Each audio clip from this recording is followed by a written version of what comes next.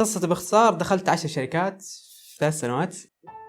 يا مرحبا، هذه قصة وليد في هذا العالم المليء بالشركات، واللي وارد جدا انك تتوظف في واحدة منها. بدأت رحلة وليد مع الشركات من وقت التدريب في الجامعة، ومنها طاح في كم مشكلة وتعلم منها كم حاجة. فخلينا نختصر عليك الموضوع ونعرض ايش المشاكل اللي تعرض لها وكيف تعلم منها.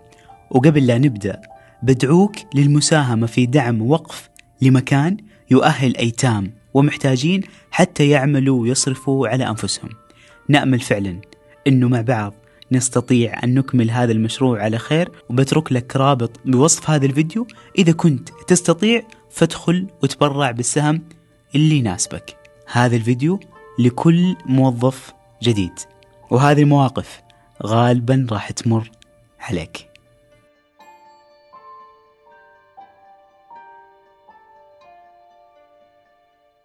اللي صار، استلمت مهام ممتاز، كانت بسيطة، خلينا نقول ترتيب ملفات، أرشفة، أشياء بسيطة.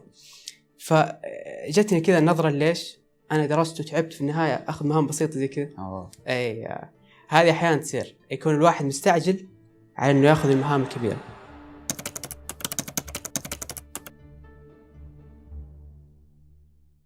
أذكر واحد من زملائي جاء عندي قال حاب أطلب منك شغلة تسويها. فقال برسل لك إيميل. رجع مكتبه بناء على نقاشنا، رجع عمل المهمة الفلانية وحط سي مديري ومديره. فأنا زي اللي فنسخة من الإيميل لمديرك ومديره. أوكي. بالضبط. فأنا ما كنت أعرف إيش معنى الحركة دي. أنا زي اللي ضايقت منها شوي، إنه خلاص أنت كلمتني، ليش ترسل إيميل؟ عاد لما توصل الساعة 12 الظهر فهذا وقت البريك المعتاد، اللي هي موضوع نقالين الكلام. هذول تلقاهم في كل شركة. أي خاصة في أوقات البريكات دول. يبدأ إيش ينتقد فلان، ينتقد علان. فأنت من مجرد ما تدخل معاهم وتنتقد وكذا، يعرف إنك تدخل في مشاكل. فأذكر كان في موظف استقال، كانت علاقتي معه مو مرة قوية، بس زي اللي حبيت أعرف ليش استقال. فتواصلت معاه، قلت له ليش استقلت. هو تواصل مع الموظفين. كبرت المشكلة شوي، إنه يعني كان المدير يرسل المدربين على الموظفين المستقيلين. يعني كبرت المشكلة شوي. أحيانا الشخص ما يكون هدفه إنه بس يبي يفتن عليك عشان يصفى له الجو. في موظفين بهذه العقلية. بالضبط. لكن أحيانا تكون سالفة جو سالفة، والسالفة توصل لهنا. بالضبط. وينقل شفت الكلام فلان الجديد. بالضبط. ينقل الكلام كذا وتتكبر الهرجة أكثر من اللازم إلى ما تصير كرة ثلج مدحرجة. بالضبط. فزبدة الكلام إنه حاول لا تفلها كثير وتمون كثير من البداية. بالضبط. وتبدأ تفضل. يعني خلك محترم، أخلاق مع الناس. لكن إذا حاب إنك تفضفض، بعضهم ترى يحب يشتكي كذا يفضفض. إذا حاب مع شخص خارج الشركة.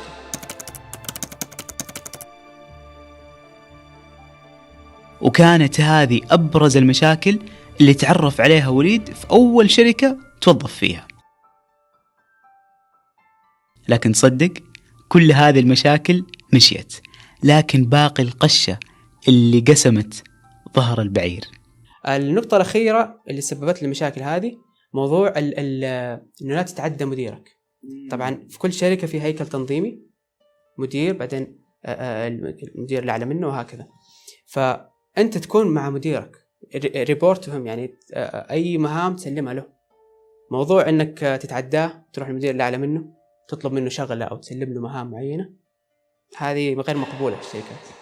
ومن هنا انتهت قصة وليد مع الشركة الأولى اللي طلبت من الجامعة إلغاء تدريبه معاهم، وبعد سعي لقي شركة ثانية سوى معاهم مقابلة شخصية وانقبل، ومنها تعلم شيء مرة مهم ومفيد. موظف الجديد غالبا خلينا نقول أول شهر يلاحظ الأخطاء، أو خلينا نقول نقاط الضعف في الشركة. ممتاز. شوف، لا تتحمس. إذا شفت نقاط ضعف سجلها على جنب. ممتاز. ممكن مع الوقت تعرف إيش سبب نقطة الضعف هذه، وممكن تقترحها بعدين بعد فترة كحل. والله هذا الجرح صراحة. بالضبط. أتذكرتها فعلا في موقف مرتبط كذا في بالي. احيانا تبغى تثبت نفسك من البدايه فعلى طول تقول ايوه يا جماعه هنا غلط هنا غلط هنا غلط هنا غلط، بينما يكون لها مبررات منطقيه اصلا. بالضبط. فانت لا، حاول انك تفهم البزنس، تفهم توجهات الشركه، توجه الملاك، بعدها تقترح الافكار. لا تتحمس من البدايه.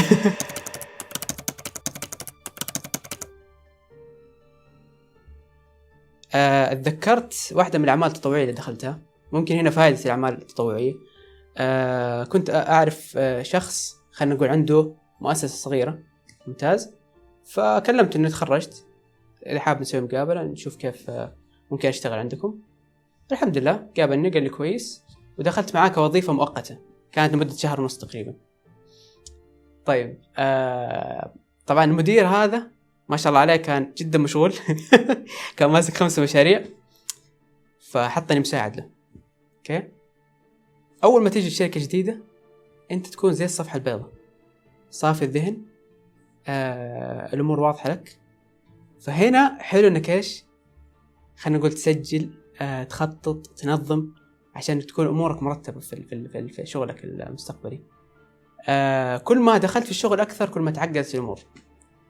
فأنا دخلت مع المدير هذا وماسك 5 مشاريع والأمور بدأت تتعقد. فعلى طول دخلت في الدوام من بدري، ولا لحقت إنك تفهم الثقافة وترتب وتخطط وهذه يعني أنا صراحة ما كانت عندي مهارات الكافية يعني عشان يكون مع المدير هذا. فبعد 1.5 شهر خلاص خلص الوظيفة المؤقتة وقال لي الله يوفقك إن شاء الله. بعدها دخل وليد في مرحلة البحث عن عمل لمدة 7 شهور، وهي محطة الكل راح يمر فيها طالت المدة أو قصرت، حتى وجد فرصته عن طريق برنامج تمهير، وتدرب في الشركة الرابعة اللي كذلك تعلم منها شيء ضروري. النقطة تعلمتها من مديري. طبعا أنت لما تبدأ في العمل تبدأ من الصفر، أو خلنا نقول تبدأ أول درجة. حتبدأ بمسمى منسق أو كورديناتور، تبدأ بعدين أوفيسر، بعدين أخصائي، بعدين مشرف، بعدين مدير، وهكذا. إذا جاتك شركة عرضت عليك من البداية مدير مبيعات مثلا ولا مشرف، هنا في إشكالية. في شركات خاصة الشركات الصغيرة متوسطة ما عندهم مشكلة يعطونك أسماء، ما يعطوك مسميات عالية.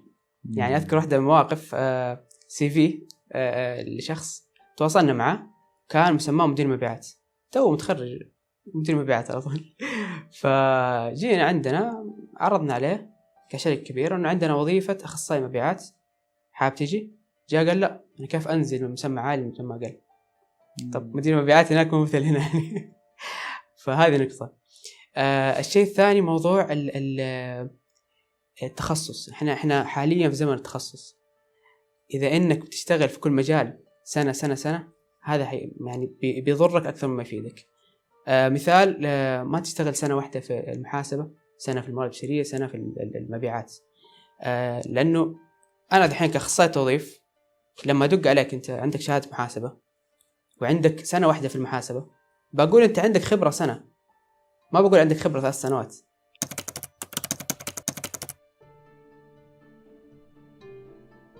دخلت الشركة الخامسة، كانت تقريبا أول وظيفة أدخل فيها في التأمينات الاجتماعية. هنا لقيت الشركة العشوائية جدا، يمكن من أكثر الشركات العشوائية اللي دخلتها. يعني أول ما جيت الشركة، من المواقف اللي واجهتها إنه جابوني بديل عن شخص بيمشي. فنصيحة يعني إذا جابوك بديل عن أحد، حاول تأخذ الهاند أوفر أو تسليم المهام بطريقة واضحة. اسأل قد ما تقدر، حاول ما تقول لمديرك لا ما سلمني المهام إذا ما سلمك بشكل فعلي، لأنه أنت اللي بتتورط في النهاية. إذا ما أخذت المهام بشكل واضح، أنت كل الإجراءات اللي كان يسويها، كل الأشياء المتعلقة، بالضبط. كل الأشياء بالضبط. السابقة، هو عايز تكون موثقة أصلا. بالضبط. هو قال لي أنا مستعجل مدري بروح الرياض، أعطاني كذا في يوم وأي شيء تبغاه رقم عندك. بالضبط. فهنا مشكلة. أيوة. فلا استلم المهام بشكل واضح. وسط العشوائية ذي لقيت الشخص الزميل المنظم، شخص ما شاء الله عليه قدوة. يعني اخترع نظامه الخاص وسط العشوائية هذه. كان ايش يسوي؟ اي مدير يجي يقول له فلان سوي الشغله الفلانيه، مدير يقول لا انا مشغول دحين، ارسل لي ايميل وبعد 3 أيام عمل بتجيك المهمه. ما في عشوائيه كذا، افرض نظامك الخاص. ممتاز. كان حتى مع المرشحين مثلا في إشكالية كثير من المرشحين اللي يتكلمون عنها، اللي هي الرفض بعد المقابلة، إنه ليش الشركات ما ترفضنا ولا تخلينا معلقين، لا ترفض ولا تقبل، فما في رد. فما في رد. هذا من كثر المرشحين إيش يسوي؟ يقول بعد المقابلة إذا ما تم الرد 30 يوم معناته إنه أخذنا شخص ثاني. هذا الموظف اللي ضرب وليد المثال فيه هو فعليا يطبق مبدأ من المبادئ اللي قام عليها كتاب العمل العميق ديب وورك، واللي أثبت فيه بدراسات أن العمل العميق المنتج هو من الحلول الممتازة للتغلب على القلق والتوتر المستمرين. وحتى لا تتفاجأ مثل ما أنا تفاجأت بهذه المعلومة إن هذه الدرجة من التركيز في العمل العائد منها على سعادتك أحيانا قد يكون أفضل حتى من الاسترخاء. وملخص هذا الكتاب موجود على تطبيق ستوري تيل للكتب الصوتية، وهو راعي هذا الفيديو، واللي عن طريقهم تستطيع أن تستمع لآلاف الكتب أو الملخصات اللي أغلبها بحدود نص ساعة تقريبا. رابط تحميل التطبيق وسماع ملخص الكتاب راح يكون بوصف هذا الفيديو.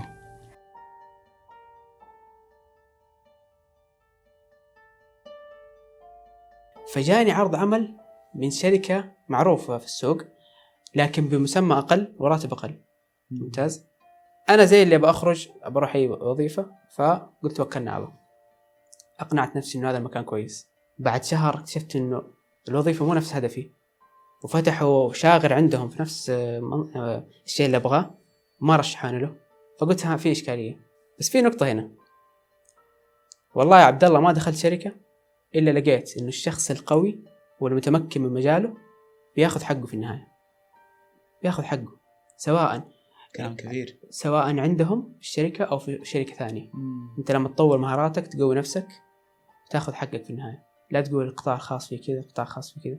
طور نفسك تاخذ شيء اللي تستحقه بإذن الله. عشان كذا حتى واحدة من النقاط الأساسية إنه أنت لما تبذل مجهود وتحس إنه هذا المجهود مو مقدر أو في المكان الخطأ، أنت ترى ما أنت بالضرورة قاعد تسوي لهم، أنت قاعد تسوي لك عشان أنت قاعد تطور مهاراتك عشان تأهلك الخطوة اللي بعدها. صحيح. فأنت أبذل جهدك في كل الأحوال. صح. حتى لو ما كان في المكان اللي فعلا يستحق، لكن أنت تستحق. أنا لقيت ناس، واحد جاني كذا بشكل صريح قال لي يا أخي ليش تجتهد للشركة دي؟ ترى ما قدرتك ولا قدرت غيرك. هذول المحطمين يعني شوف أنت تعال بنية أنا بحلل راتبي، بطور نفسي، برضي ربنا بس. طلع وليد من الشركة السادسة بدون ما تكون عنده وظيفة أخرى أساسا، حتى جاله اتصال من واحدة من الشركات. فاللي صار إنه هم كانوا محسبين على رأس العمل مع الشركة السادسة، وقابلوني في ذاك الوقت. بعد شهر ونص كلموني مرة ثانية وأعطوك العرض الوظيفي. أعطوني العرض الوظيفي. طبعا جاني العرض، الأمانة أنا أول ما شفته رفضت. يعني ما كان عندي شيء، بس رفضتهم باب إيش؟ قلت خلني أجرب هل بيعطوني راتب أعلى ولا لا. خاطرت شوي. وفعلا رفضت. قلت أنا ودي إن رفضت بطريقة محترمة، يعني أنا ودي أكون معاكم ومبسوط على الشركة، لكن الراتب مو مناسبني. قالوا خلاص رفعوا راتب أعلى. أعطوك عرض أعلى لأنهم أتوقعوا إنك أنت لسه على رأس العمل. بالضبط. وبينت لهم اهتمامي في شركتهم إني أنضم لهم.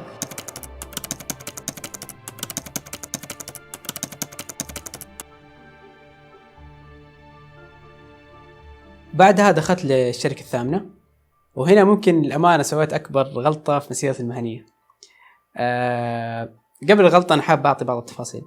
طبعا أنا جيت كمسمى أعلى من مسميات الفريق اللي كنت أشتغل معه، فزي اللي نوعا ما أبغى أبين أني جاهل في بعض الأمور.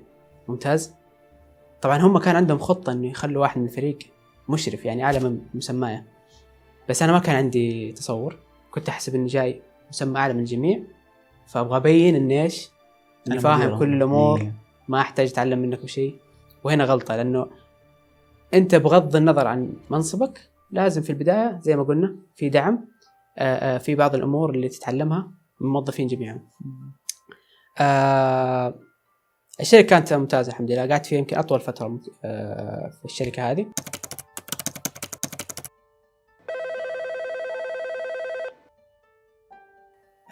دقوا علي شركة ثانية بعرض أقوى، مسمى أقوى وراتب أقوى. شوف هنا يمكن كانت أكبر غلطة هي. ليش؟ الشركات ما تحب الانتقالات الكثيرة، ما تحب هذا درس تعلمته متأخر يعني. لما يكون السي في عندك داخل في أكثر من شركة في مدة قصيرة، شهرين ثلاثة هذا إشكالية. ممتاز. فأنت إذا قعدت في شركة معينة 3 سنوات 4 سنوات، هذا المدة الطبيعية لأنك تترقى وتروح للمسمى الأعلى. في حال ما ترقيت هنا ممكن تفكر بالنقلة لشركة ثانية. ممتاز. أنا ما انتظرت حتى كنت شفت زي فرصة فقلت لا خلينا نضيعها. ممتاز. اكتشفت حاجة هنا إنه أحيانا الراحة النفسية والاستقرار أهم من راتب أعلى ومسمى أعلى. يس. فإيش اللي صار معك في الشركة التاسعة؟ رحت الشركة التاسعة، مهام أعلى مني، أعلى من قدراتي، ما كنت مرتاح نفسيا. فبطبيعة الحال إنه قالوا لما ما بتكمل فترة التجربة.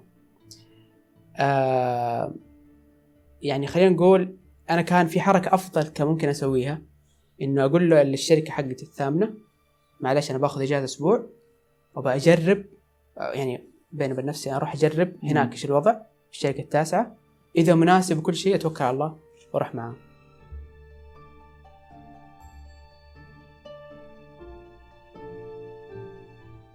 طبعا في الوظيفة هذه زي ما قلت إنه مقطع رأس العمل، فزي اللي عرض عليه مسمى أقل كثير يعني براتب أقل، بس قلت أفضل من أكون جالس في البيت. ممتاز. دخلت معاهم، وكان في شيء في البداية شدني، موضوع العقد. دائما تحاول تقرأ العقد بتمعن، إذا ما كنت متخصص أسأل شخص متخصص. كان عندهم نقطة إنه إذا خرجت بعد فترة تجربة حاب إنك تستقيل بتدفع نهاية عقدك السنوي. تدفع النهاية شرط جزائي. يعني إذا جاتك وظيفة أفضل حاب تخرج يمكن تدفع 40,000 50,000. فهذه إشكالية. طبعا في أكبر درس يمكن تعلمته في الشركة هذه موضوع إن خلينا نقول سلوكك وطريقة عملك تتأثر بقناعاتك، بأفكارك الداخلية، بموقفك من البداية عن الشركة، بالأفكار الداخلية أو الأشياء اللي تسمعها.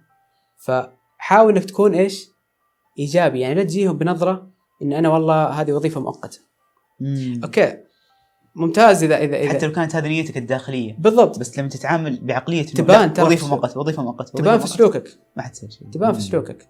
وأنا كنت أذكر نفسي بشكل يومي بإني أبحث عن وظائف بشكل يومي. يعني كان أفضل لو إني إيش بحثت مثلا كل خميس عشان لا أوقف بحثي، والأيام الطبيعية أشتغل طبيعي، يعني من غير ما أذكر نفسي يوميا إنه هذه وظيفة مؤقتة، مو لازم أبذل كل جهدي. فكيف انتهت قصتك مع شركة العاشرة؟ طبعا الحمد لله، يعني هم قالوا لي الأمانة أنت إنتاجيتك كويسة، بس ممكن معك مشكلة مع الحضور، مع المشاكل تقنية كذا، فقالوا لي حابين نتعامل معك كفريلانسر أو عمل عن بعد. فزي اللي أقدم لهم خدمات توظيف وأنا أشتغل عن بعد. بناخذ زوم اوت كذا لكل الشركات العشرة اللي مر عليها وليد، واللي غالبا بيجي هذا السؤال على بالك: كيف تجي العروض أساسا؟ علاقاتك المهنية وسمعتك في السوق أو سمعتك في علاقاتك كانت هي الأولى. بالضبط. طبعا ممكن أنت لما تعرف شخص معين في شركة معينة هو يرشحك لي أو يعطي السي في للأخصائي التوظيف، هم يقابلوك يشوف إذا أنت مناسب أو لا. هذه نقطة صراحة حساسة. بالضبط. إنه لا تجيهم أنت كذا من الباب الرئيسي، بقد ما إنه عن طريق شخص يوصيك أو عفوا يوصيهم عليك. بالضبط. هذه كانت الطريقة الأسرع. طبعا في طرق ثانية، يعني مواقع المعروفة للجميع، في ناس يعلنون بشكل يومي، لكن الطريقة الأسرع اللي هي التوصية. ولو بنطالع كمان في الصورة أبعد شوية نلاقي إنه وليد دخل أكثر من 40 مقابلة عمل. فكان سؤالي له: إيش تتوقع السبب اللي ساعدك تتجاوز المقابلات اللي نجحت فيها؟ أنا كنت أي مقابلة أجيب معي لابتوبي، ما أكثر كلام، أوريهم أعمالي السابقة، إيش اشتغلت، إيش سويت، إيش ما سويت. فكانت هذه حركة جديدة بالنسبة لبعض الأخصائيين التوظيف. غالبا أخصائي التوظيف إذا ما كتب ملاحظاته عنك بعد كم يوم أو بعد أسبوع بينسى، بس بيتذكر الانطباع اللي أخذوا عنك. اذا كنت خلينا نقول ايجابي، مبتسم، متحمس، يتذكر هذه الانطباعات.